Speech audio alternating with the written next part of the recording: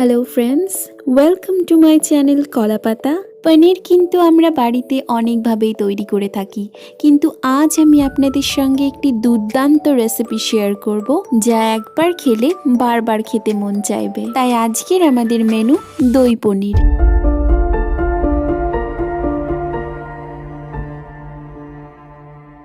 দই পনির তৈরি করতে প্রথমে একটি প্যানে নিয়ে নিচ্ছি 1.5 টেবিল চামচ মতন রিফাইন্ড অয়েল। নেক্সট আমি এর মধ্যে অ্যাড করছি দুটো মিডিয়াম সাইজের পেঁয়াজ কুচি এবং পেঁয়াজগুলোকে 1 থেকে 2 মিনিট মতন সময় নিয়ে হালকা ব্রাউন করে ফ্রাই করে নেব। এরপর আমি এর মধ্যে দিয়ে দিচ্ছি সামান্য কিছুটা আদা কুচি এবং 6 থেকে 7 কোয়া মতো রসুন দিয়ে হালকা একটু ফ্রাই করে নেবার পর নেক্সট আমি এর মধ্যে দিয়ে দিচ্ছি 3 থেকে 4টে মতন চেরা কাঁচা লঙ্কা এবং 10 থেকে 12টা কাজু বাদাম।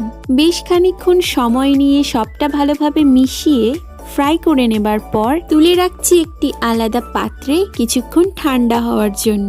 নেক্সট আমি এই সমস্তটাই দিয়ে দেব মিক্সিতে একটা স্মুথ পেস্ট তৈরি করে নেবার জন্য। মশলাটা স্মুথ করার জন্য দিয়ে দিচ্ছি একটু সামান্য জল। পেস্ট আমাদের রেডি। চলে যাচ্ছি পরবর্তী স্টেপে।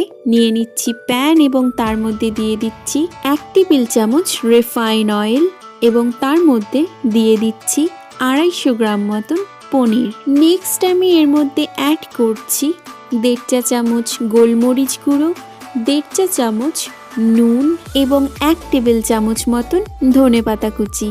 প্রায় 1 মিনিট মতন সময় নিয়ে পনিরের এক পাশটা হালকা করে ফ্রাই করে নেবার পর এক এক করে পনিরের টুকরোগুলো উল্টে দেব।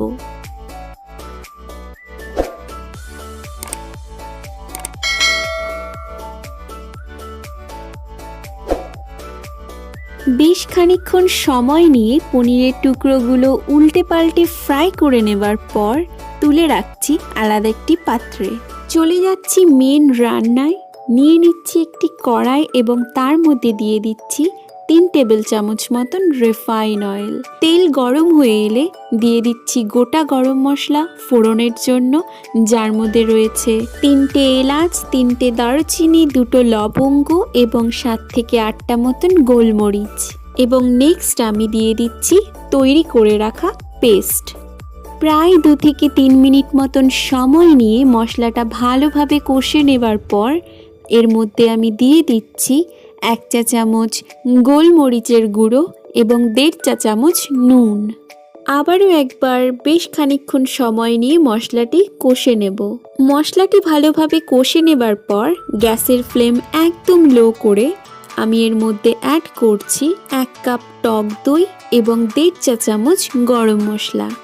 তো বন্ধুরা, কলাপাতার রেসিপিগুলি আপনাদের কেমন লাগে তা কমেন্ট করে জানাতে ভুলবেন না কিন্তু।